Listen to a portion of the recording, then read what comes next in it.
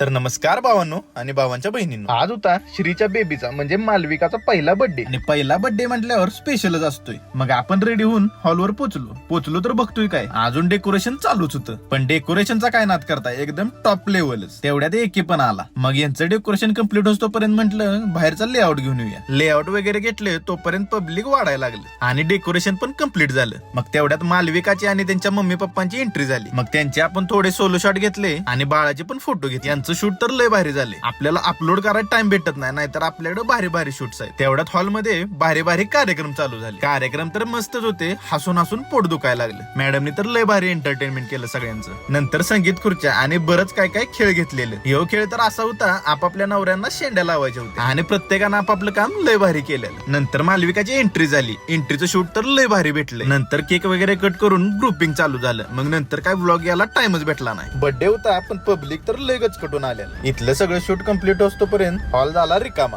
मग केला आम्ही पण पॅकअप. तर मग चला भेटू उद्या अशाच नवीन व्लॉग मध्ये.